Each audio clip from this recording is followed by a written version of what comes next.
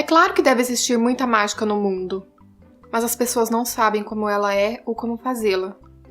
Talvez o ponto de partida seja apenas dizer que coisas boas vão acontecer até que elas aconteçam. Estou certo de que há mágica em tudo, que nós é que não temos a sensibilidade para tirar partido dela e usá-la para que faça coisas por nós. Esta é a mágica. As flores estão crescendo, as raízes estão se movendo. Esta é a mágica. Estar vivo é a mágica. Ser forte é a mágica.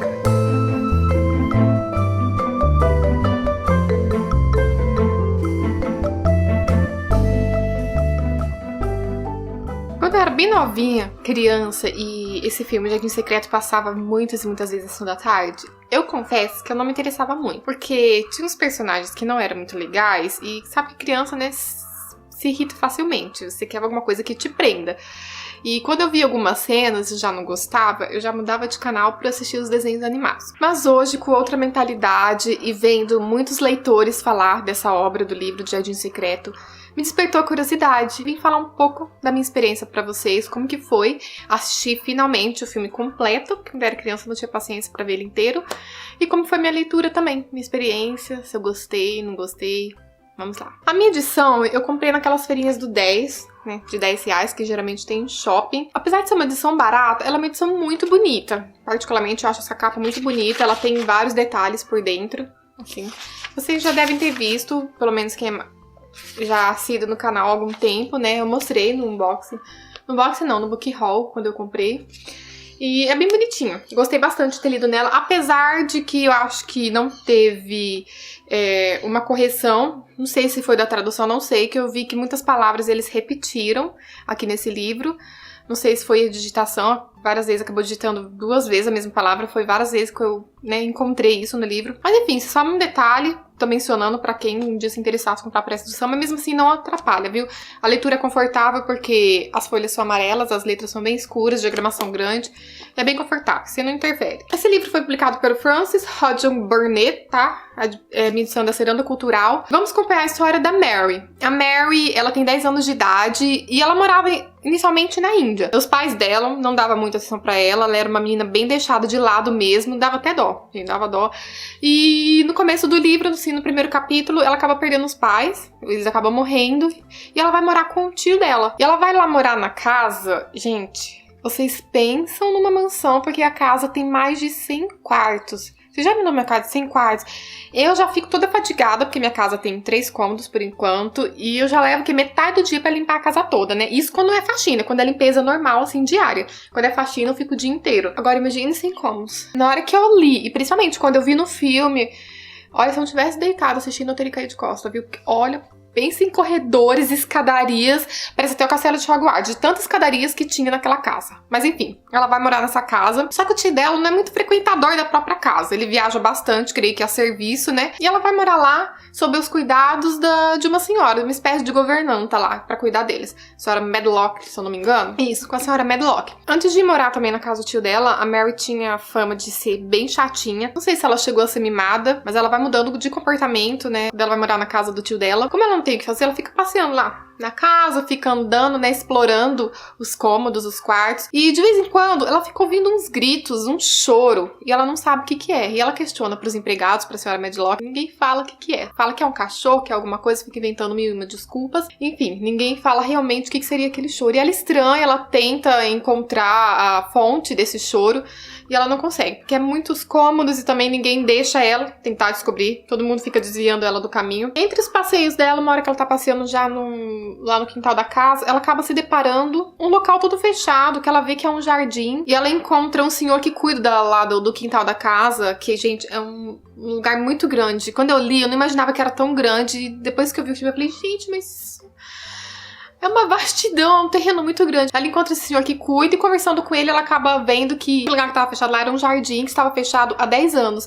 E ela queria conhecer, porque toda criança é curiosa, né? Só que ninguém tem acesso lá. Tava fechado desde a morte da tia dela e ninguém entrava naquele jardim. Aí passando um tempo, né? Ela ainda insistindo naquela curiosidade dela. Vamos entrar um pouco na fantasia do livro, porque esse livro é um pouco fantasioso, vamos dizer. Não, ele não é de fantasia, mas ele tem uns elementos assim que a gente tem que entrar, emergir na história, senão a gente... Ela acaba conhecendo um sabiá, né, que é um passarinho, e esse passarinho acaba mostrando pra ela onde que está a chave pra entrar nesse jardim que está fechado. Ela encontra a chave e entra nesse jardim. Na cabeça dela, ela acha que tá, né, 10 anos fechado, sem ninguém cuidar daquele jardim. Ela fica triste, ela explora tudo, vê o lugar, anda por lá, mas fica triste porque ela gosta de plantas, de jardins, e vê que está sem vida. Porém, ela acaba conhecendo Deacon, que é irmão de uma das empregadas da casa do tio dela, da Marta. E esse Deacon, ele é fissurado por jardins, por verde, tudo que envolve, ele é fissurado. E a Mary acaba indo levando o Deacon pra esse jardim, até então morto, pra ele conhecer, perguntar se tem jeito, né? E como ele entende bastante do assunto, ele analisa as raízes, tudo, os galhos, ele acaba vendo que ainda tem vida. É só você cuidar, podar, tirar as ervas daninhas, tudo que danifica, né? Um jardim, flores, plantas, que dá pra reviver sim. E eles começam nessa empreitada de tentar reviver esse jardim. Só que, porém, só entre os dois. Ninguém sabe que eles conseguiram abrir esse jardim. Por isso que ela começa a denominar até de O Jardim Secreto, porque só os dois sabem. E aí começa o desenrolar da história. Eu não vou contar mais muito disso, porque ainda, provavelmente tem pessoas que não conhecem a história, não viu o filme também. Não vou contar qual que é a origem desses gritos, desses choros que ela ouve na casa, tá? Vou deixar esse suspense pra vocês, porque demora um pouco pra revelar no livro, então talvez algumas pessoas podem considerar spoiler. Mas esse elemento na história, eu gostei bastante. Esse elemento que... é justamente esse elemento que me fazia desanimar de ver o filme antigamente. É que eu não posso explicar, porque esse elemento acaba mudando, a gente acaba entendendo o que tá acontecendo naquela casa. Mas hoje eu vejo que tudo se encaixa, sabe? Como que as pessoas ali daquela casa têm uma vida muito regrada, principalmente por causa da perda do tio da Mary. E depois que ele perdeu a esposa dele, que ele amava muito, ele se fechou completamente pra todo mundo. Não quer mais papo com ninguém, né? Tanto que ele mesmo fechou o próprio jardim, não queria mais contato, nada. Que a esposa dele adorava aquele jardim. Eu me emocionei principalmente no final, que tem um capítulo aqui intitulado Mágica, em que o autor compara algumas situações da vida, elementos que ele poderiam ser caracterizados como mágica, e a gente passa tão batido devido à correria do dia a dia, às decepções, tudo, que a gente não vê, não percebe que algumas coisas que acontecem, ou até mesmo que Deus disponibilizou pra gente, que aquilo é uma mágica, sabe, nas nossas vidas. Eu achei tão legal isso. É um capítulo, é o meu capítulo preferido, gente. Eu fiz até várias marcações, inclusive alguns trechos que eu li pra vocês no começo do vídeo sobre isso. Sensacional, gente. Como que esse capítulo me tocou? Apesar de ser contado de uma forma bem delicada e o livro, ele tem uma linguagem muito gostosa, apesar de ser contado do ponto de vista de crianças também. A gente vê um amadurecimento da protagonista, da Mary. Apesar da Mary ter 10 anos, ela vai mudando ao longo das descobertas que ela vai tendo na casa. Uma palavra que eu definiria esse livro é desabrochar. Porque, olha, a vida de todos os personagens desse livro muda. Todos, literalmente, todos, depois que essa menina se muda pra essa casa. Gente, eu gostei bastante, eu me surpreendi. Eu indico mesmo.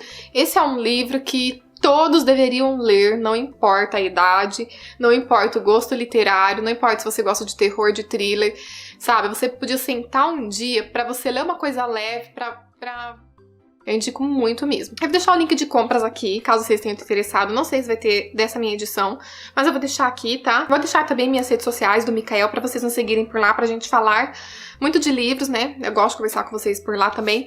E eu guardo vocês aqui embaixo nos comentários pra gente conversar sobre esse livro, sobre o filme também. Em relação à adaptação, eu gostei bastante. Apesar dele ser um filme já um tanto antigo, eu não lembro o ano, mas ele é bem antigo. Gostei dos efeitos, gente. A fotografia dele é muito linda. Nossa, o jardim é perfeito. Fiquei encantada com aquele jardim de tão enorme. Dá de 1 milhão a 0 no jardim que eu tenho aqui na minha casa, gente. Nem chamo de jardim se for comparar com aquilo, porque é a coisa mais linda. Eu queria morar, eu queria viver naquele jardim. Eu queria ler o dia inteiro dentro daquele jardim. É bem fiel ao livro. E quero saber de vocês. Vamos conversar aqui embaixo sobre essa história. Se vocês têm vontade de ler. Se também não tem problema, né? Não tem problema. Às vezes a gente olha assim... Eu também não tenho vontade de ler alguns livros. Pode olhar pra cima e falar, mas não tenho vontade de ler. Mas eu quero saber se você quer ler, se você não quer. E quero conversar com vocês aqui embaixo, beleza? Vamos conversar sobre essa história. Se tocaram vocês também, como me tocou. E até o próximo vídeo.